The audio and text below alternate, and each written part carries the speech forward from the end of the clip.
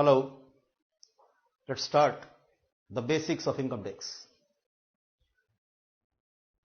You might have heard something like income tax law, and you must have heard something like income tax act. Are these two things same, or is there a difference? Income tax law, it is a wider term in comparison to income tax act. In fact, income tax act is one of the components of income tax law. In all, income tax law has got 4 components. The first component, as I said, is the income tax act. And yes, it is the most highlighted, most important component of income tax law. The other 3 components are: number 1, the income tax rules; number 2, notifications and circulars; and number 3 is the past judicial decisions. So the 4 components which constitute the income tax law is Income Tax Act, income tax rules, notifications and circulars, and our past judicial judgments. This Income Tax Act, it is a revenue act. Now when I say revenue act, it conveys that there are bound to be amendments in this act. Why? Because our revenue acts, they must be in complete harmony with the shape of our economy. And economy as a concept is a dynamic concept. It is ever changing. Okay, so that is why there is a need to amend our revenue laws, our revenue acts, and income tax is one of the revenue act. Okay, and that is why every year you see amendments are being done in our income tax act.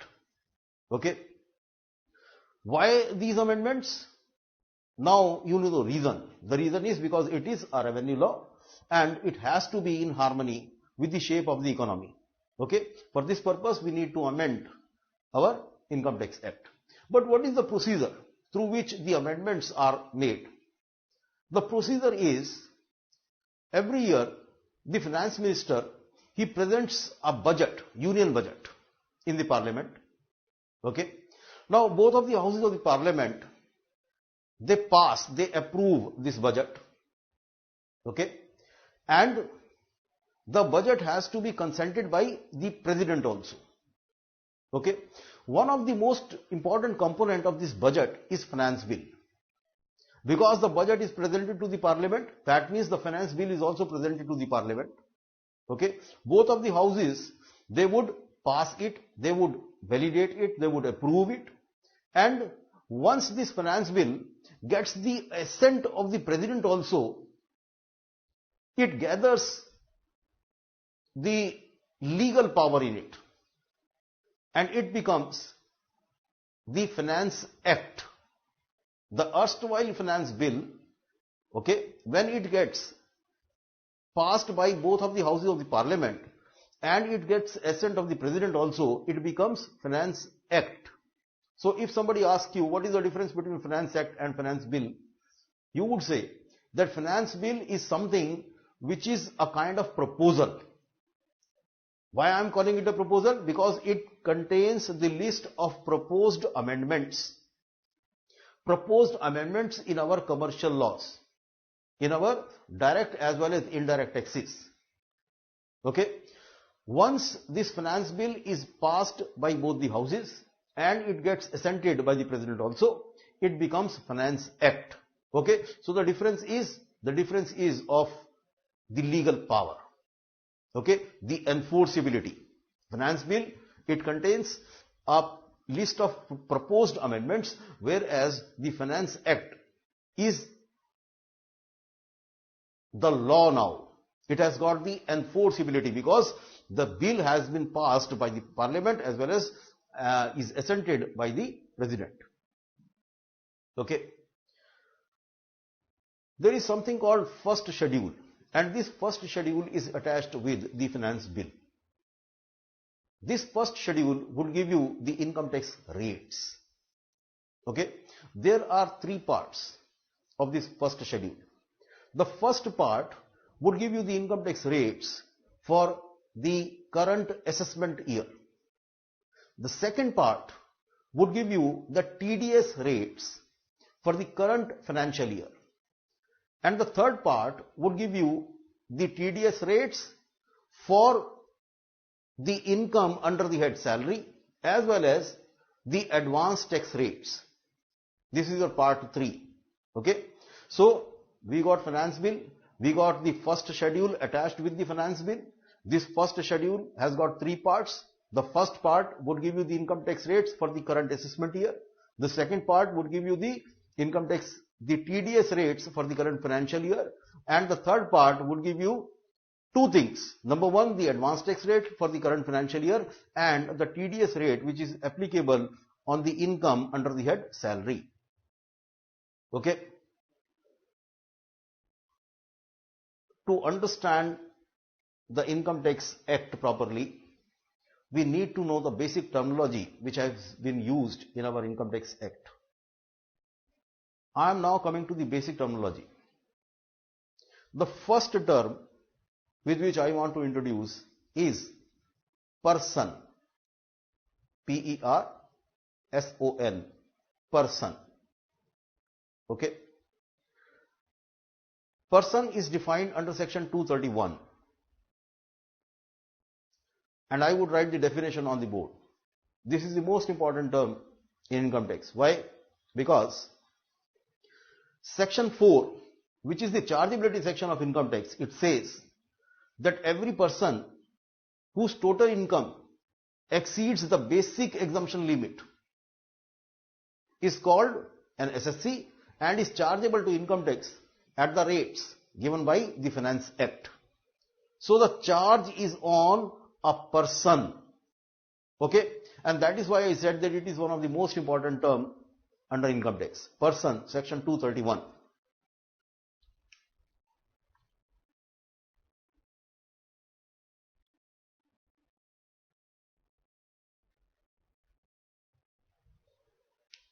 Person includes, number 1, an individual.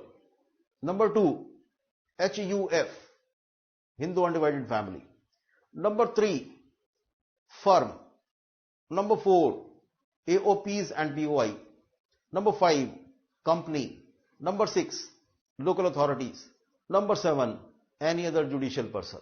These are the 7 elements of the term person. Let me write it.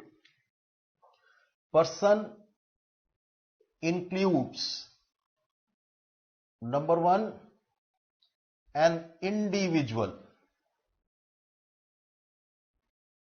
Number 2, HUF. Number 3, and first let it write as firm. Number 4, an AOP or BOI. Number 5, company. Number 6, local authority. And finally, number 7, any other judicial entity. These are the 7 elements under the term person. Okay. Now, person is a very common word, and all of you know about the meaning of person. But please, you must remember the way this word person is used here in income tax as a very important term. The person conveys that we are talking about any of these 7 entities. Okay. The first entity in person is an individual. Individual means a natural person, a human being. Okay. So individual includes a male, a female, a minor, or a lunatic person. This is the definition of individual given under the Act. Individual includes a male or a female, a minor. Minor is also included in this term individual. Okay. That means if the minor is able to earn a certain amount of income and which is beyond the basic exemption limit. That basic exemption limit means a level of your income wherein there would not be any income tax. Okay, you might have heard that if somebody has got 10 lakh rupees of income, an individual, okay, initial a certain level of his income is under basic exemption limit. That means there would not be any tax on that portion of his income. Okay, beyond that level, yes, the income would be subject to tax at slab rates. Okay, so individual means male, female, minor, and I was telling you that even minor is included in this term individual, because if a minor has got any income beyond the basic exemption limit also, then yes, we would charge tax from the minor also. Okay, many a times the income of a minor gets clubbed into the income of his parents, but there are other situations where the income of a minor is taxed in his own hands. Okay, so minor is also included here under the term individual, and individual itself is a part of person, right? And the fourth element of individual is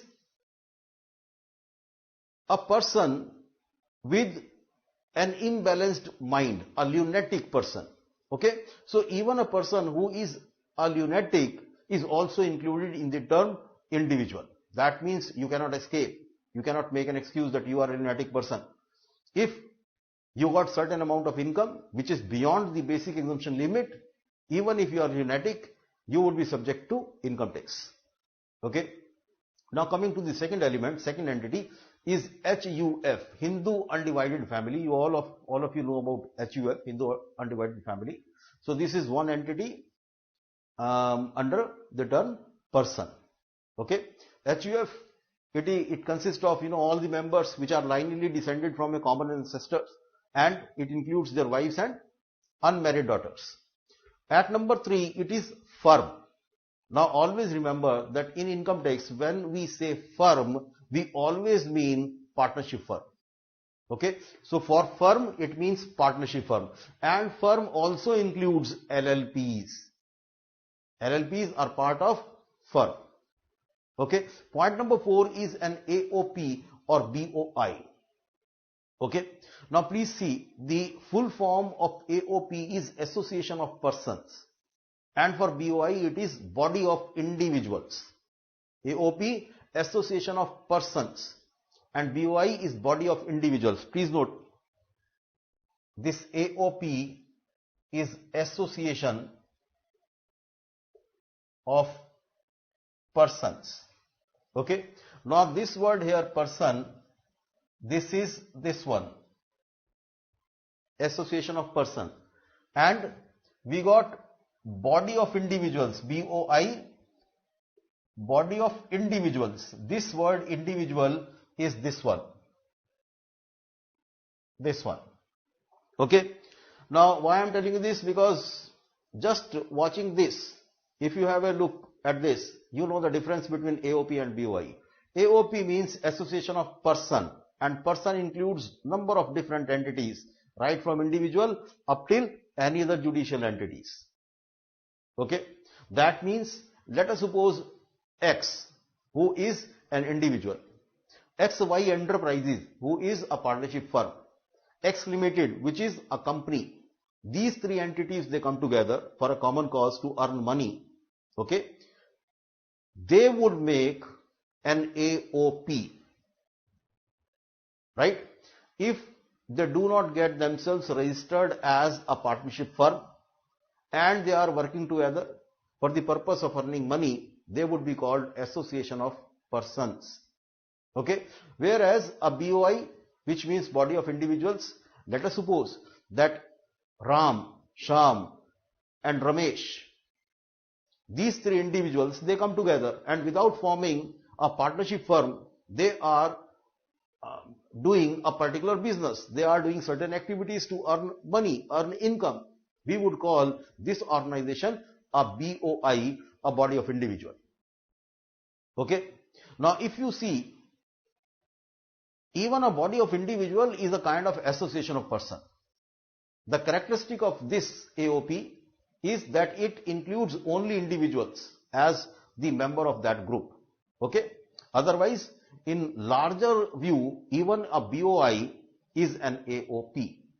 Right. Now, at number 4, at number 5, it is company. What is a company? You all know about company. Company includes an Indian company. Company includes a foreign company. Okay. So that means we are covering under company Indian companies also as well as foreign companies. Okay. Number 6 is local authority. Local authority includes, as the definition given by the Income Tax Act, local authority includes number 1, panchayat, a Hindi word but also adopted in English, panchayat. Number 2, municipal corporations or municipal committees. And number 3, cantonment boards. Local authority includes panchayat, municipal corporations or municipal committees, and cantonment boards. Cantonment board. Now, what is a cantonment board? You might have heard this word Kent. Okay. Like there is a place in Delhi called Delhi Kent. In Agra there is Agra Kent, Jhansi Kent. Okay.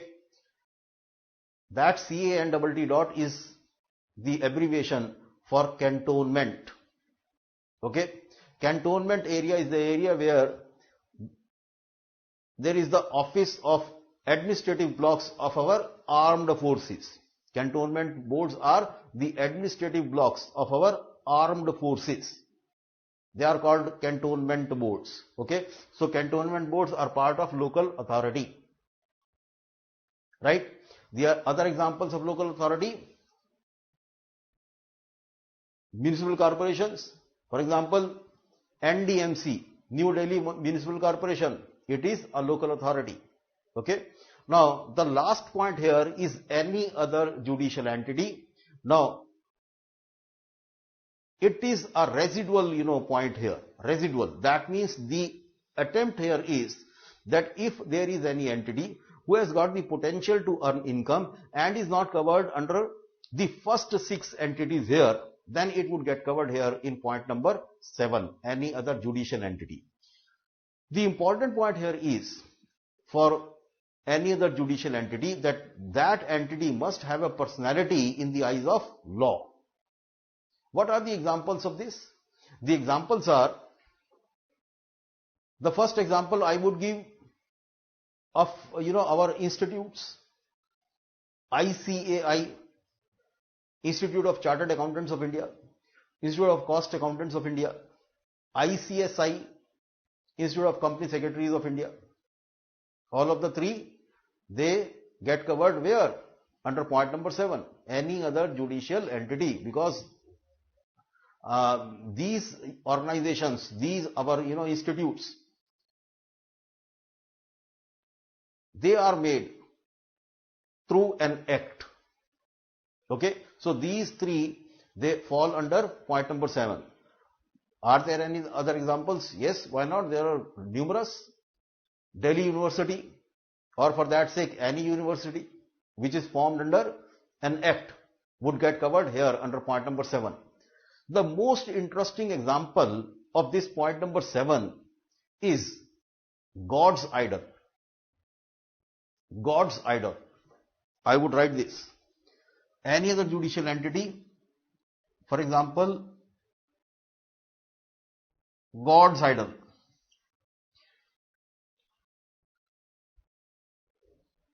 If God has got certain earnings beyond the basic exemption limit, and if such earnings are not exempted under Income Tax Act, then even the God would have to pay income tax. Now, I know this sounds, weird, I would say, right? But this is the fact. Many of these kind of entities, shrines, Okay, they are governed by their shrine boards. Okay, the board is an entity which gets covered under other judicial entities, and thereby, okay, the god's idol, that place of worship, that shrine, it gets covered here under income tax. Okay, so I think you must have observed that person has got a very comprehensive, meaning here. We try to cover all such entities which have the potential to earn income under this definition, person, right? And that is why I told you that person is the most important term here, because if you are able to say that a particular entity is not covered under the term person, right, then that means you would not be able to recover any amount of tax on that entity's income. If you want to collect some tax from an entity, it is a must that that entity must get covered under the term person. Okay, so now you know how important it is, right? And I think you now remember the 7 points under this term, and they are simple. Number 1, individual. Number 2, HUF. Number 3 is firm. Number 4, an AOPBOI. Number 5, company. 6, local authorities. And number 7, any other judicial entity. Okay, the next term is SSC.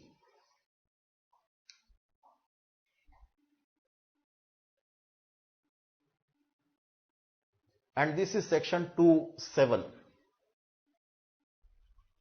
The next is SSC. Okay.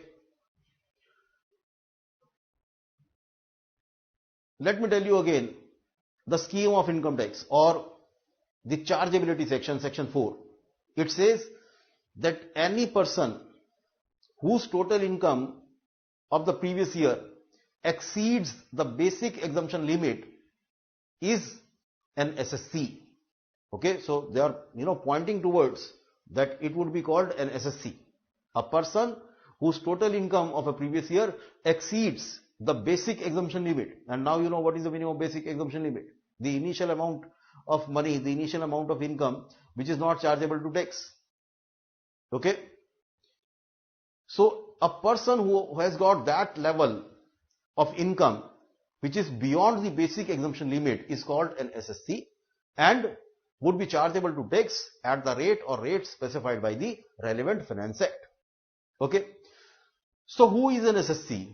An SSC is a person who got his total income beyond the basic exemption limit. Okay, this is how you would understand this term SSC. But what is the definition?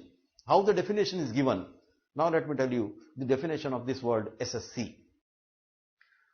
There are 3 parts in this definition. The first part says, which is number 1, it says that any person against whom any proceedings of the income tax has been initiated, he would be called an SSC. This is number 1, first point. Number 2 is deemed SSC. And number 3 is an SSC in default. These are the 3 points given under this definition. So the first one is it says that every person in respect of whom any proceeding under the Income Tax Act is initiated, we would call that person an SSC. Number 1, and I would write it in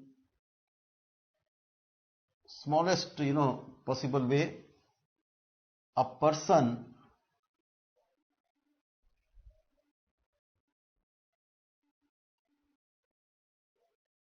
against whom any income tax proceedings are on or are initiated, he would be called an SSC. To understand this, remember that anyone who needs to pay or who is required to pay tax would be called an SSC. Okay, he would be called an SSC. SSC would always be a person, right? But a person may or may not be an SSC, right? This is number one in the definition of SSC. Now number two is deemed SSC. What is the meaning of deemed SSC? Deemed SSC means a representative SSC. Okay, let me write this.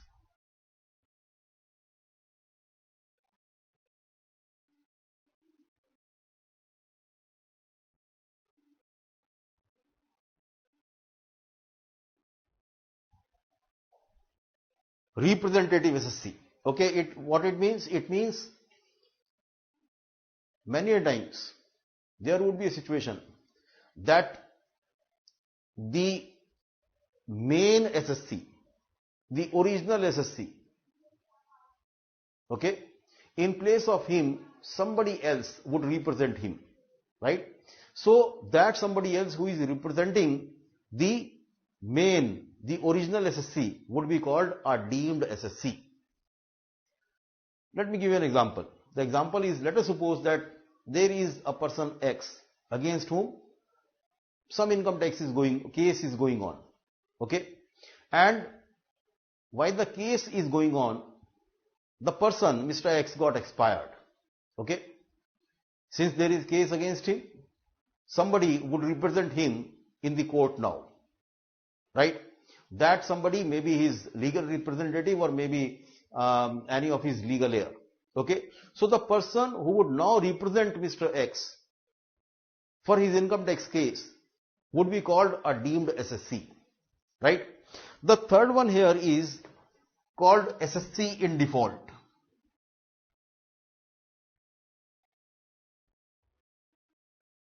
SSC in default. Now what is the meaning of SSC in default? Please note, SSC in default is someone who has not complied with the instructions of income tax. He has not complied with the provisions of income tax. For example, if somebody has got his total income beyond the basic exemption limit, that means he need to file his ITR up to a particular due date. Okay. Now, he hasn't filed his ITR, right? That means he becomes an SSC in default. Second example, there are cases where when you are making payment to somebody, you need to deduct tax from that money. Okay, this is an obligation on you, to you, which is given by the Income Tax Act. Okay, now if you have got such TDS obligation and you have not deducted tax while you are making payment to that party, you would become an SSC in default. So who is an SSC in default? Simply anyone who has not complied with the provisions of income tax. Okay, income tax says that you must do this and you are not doing that, or the income tax prohibits you from doing something and you are doing the same thing, you would become an SSC in default. So the definition of SSC, it covers number one, the regular kind of SSC, that means who has anything to do with the income tax, he becomes an SSC. Number two, deemed SSC, who is nothing but a representative SSC. And at number three, the SSC in default, that means he has not complied with the provisions of income tax. Okay, and as I said, person here is a wider word. An SSC would always be a person, but a person may or may not be an SSC. For example, if there is a person, there is an individual Mr. X, and his total income for the current year is less than the basic exemption limit. Okay, so in fact he is a person, but he would not become an SSC because his income is less than the basic exemption limit and he has no obligation towards income tax, either to pay any income tax or to file any income tax return. Okay, so even though he is a person, but you cannot call him an SSC. Person is a wider word. SSC would always come from this wide term person, but a person may or may not be an SSC. Okay. In today's session, we started the basics of income tax. Now we know what is income tax law, what is the meaning of Income Tax Act, what is a finance act, what is a finance bill, how a finance bill gets converted into finance act, why the amendments are made in income tax, how the amendments are made in income tax, what is the meaning or the definition of the term person, what is the definition of the term SSC. Now, these are few of the basic fundamental things in income tax, and now we know about these few points. Okay. Next session we would be continuing with the basics of income tax. Thank you very much for this session.